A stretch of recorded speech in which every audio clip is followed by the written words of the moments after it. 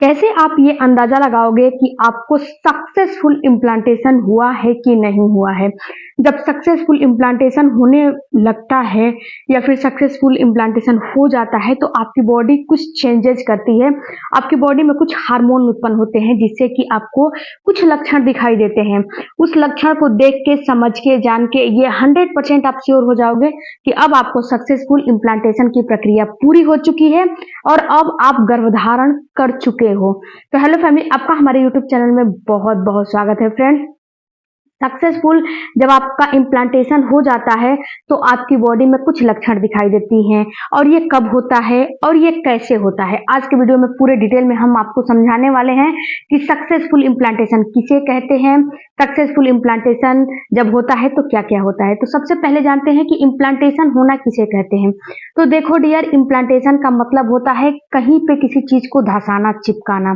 तो यहाँ पे होता क्या है कि जब आपको पीरियड आते हैं, पीरियड आने के बाद जब आपका पीरियड का साइकिल 28 दिन 30 दिन का होता है तो इसमें आपका ओवुलेशन आपका 14वें दिन 16वें दिन हो जाता है। कांटेक्ट में रहने की जरूरत होती है।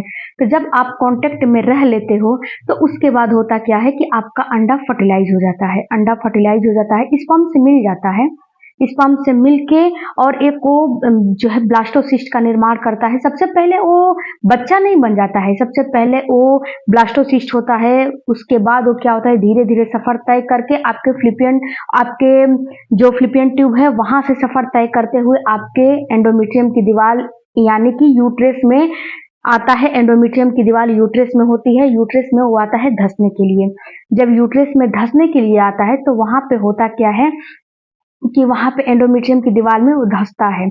तो जब एंडोमेट्रियम की दीवार में धंसता है तो उसको कुरेदता है। सपोज दिस, मैं आपको उदाहरण देकर बताती हूँ कि अगर आप कोई मकान बनवा रहे हो या फिर कहीं से बीज लेके आ रहे हो, कोई पौधा लेकर आ रहे हो, उसको आपको लगाना है।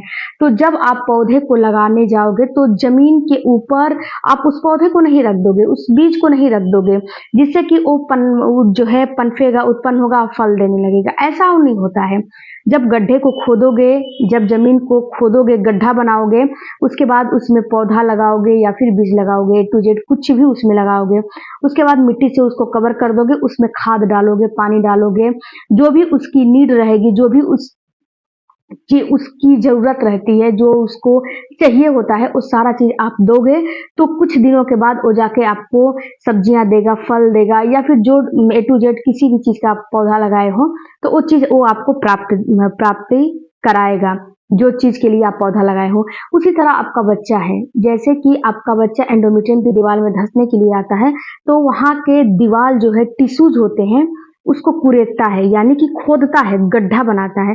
तो जब वहां पे गड्ढा बनाता है तो यहाँ पे होता क्या है, आपको हल्का सा ब्राउन डिस्चार्ज होता है, क्योंकि ये मनुष्य का शरीर है, जीवित शरीर है। तो यहाँ पे कोई चीज, अगर कोई प्रक्रिया होगी, कहीं कटाएगा, कहीं कहीं पे कट जाएगा तो वहां से हल्का सा जो है ब्लड वगैरह आता है ना, उसी तरह जब इसको कुरेदा जाता है तो हल्का सा वहां पे ब्लड आता है, ब्राउन डिस्चार्ज आता है। तो अगर ये ब्राउन डिस्चार्ज आपको आपके पीरियड के डेट के 20वें 22वें दिन या फिर 25वें दिन के बाद आ रहा है तो समझना है कि आपको इम्प्लांटेशन की प्रक्रिया हो रही है, आपको सक्सेसफुल इम्प्लांटेशन हो रहा है, आपको प्रेगनेंसी हो चुकी है। उसके बाद जो दूसरा सिम्टम्स होता है कि जब वो गड्ढा बनाता है तो आपको ब्राउन डिस्चार्ज तो आते ही हैं, उसके बाद आपको पेन होते हैं, हल्का फुल्का माइल्ड सा दर्द होता है। ये दर्द कहाँ होगा, ना तो पेट के पूरे, ना तो पेट में पूरे भाग में होगा, ना तो पेट के दाएं बाएं होगा। ये दर्द आपको पेट के 4 आंगुल नीचे होगा। 4 आंगुल जो नाभि है, नाभि के 4 आंगुल नीचे आपका यूट्रस होता है, बच्चेदानी होता है, और वहीं पे एंडोमेट्रियम की दीवार होती है, वहीं पे ये आपको पेन बिल्कुल माइल्ड सा समझ में आएगा। तो अगर ऐसा आपको समझ में आ रहा है तो आपको 100% ये श्योर हो जाना है कि अब आपको प्रेगनेंसी हो चुकी है।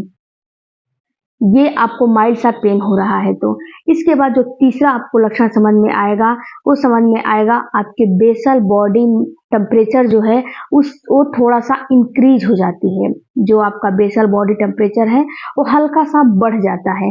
क्यों बढ़ जाता है, क्योंकि देखो फ्रेंड्स, जब आपकी बॉडी है, जब आपकी बॉडी में कुछ चीज़ें होती हैं, कुछ हलचल होती है, तो वहाँ पे कुछ ना कुछ चीज़ें होती हैं। ये सारा चीज़ हार्मोन के द्वारा होता है। तो सबसे पहले तो आपकी बॉडी में जब आपको प्रेगनेंसी हो जाती है, तो बहुत ज़्यादा मात्रा में आपको प्रोजेस्टेरॉन हार्मोन बढ़ जाते हैं। प्रोजेस्टेरॉन हार्मोन बढ़ जाते हैं, एफएसएच बढ़ जाता है, एस्ट्रोजन बढ़ जाते हैं। इसके साथ-साथ एचसीजी हार्मोन बढ़ जाते हैं। ये सारे हार्मोन बढ़ने की वजह से क्या होता है कि आपकी बॉडी में बहुत ज़्यादा थकान सा महसूस होने लगता है और आपकी बॉडी में जो टेम्परेचर है आपकी बॉडी को हल्का सा इंक्रीज हो जाता है। तो इसको आप कैसे नापोगे? आपको इसको ऐसे नापना है कि आप देखिएगा कि जब पीरियड हो जाते हैं, जब आपका ओवुलेशन हो जाता है, उसके छठवें 7वें दिन के बाद एक दिन ऐसा आएगा कि आपका बेसल बॉडी टेम्परेचर हल्का सा बढ़ जाएगा। आपको ऑटोमेटिक फील होने लगेगा कि मेरी जो बॉडी है उसकी टेम्परेचर बढ़ी हुई महसूस आपको होने लगेगी।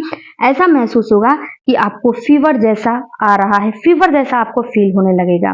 तो अगर ऐसा आपको फील हो रहा है, वो भी पीरियड आने के 20वें-25वें दिन के बाद या फिर 20वें-22वें दिन के बाद, यानी कि 20वें दिन के बाद कभी भी महसूस हो रहा है, तो आपको समझना है कि आपको प्रेगनेंसी हो चुकी है। इसको नापोगे कैसे? इसको नापना है जब आपका ओवुलेशन की प्रक्रिया पूरी हो जाती है। जब ओवुलेशन हो जाता है तो अपने पीरियड के डेट के 20वें दिन से आपको डेली सुबह में उठ के और नापना है और डेली का डेली अपने बेसल बॉडी टेम्परेचर को नोट करना है। डेली का डेली जब नोट करते रहोगे तो एक दिन ऐसा आपको आएगा कि आधा से 1 डिग्री बेसल बॉडी का टेम्परेचर बढ़ा हुआ आपको महसूस हो जाएगा।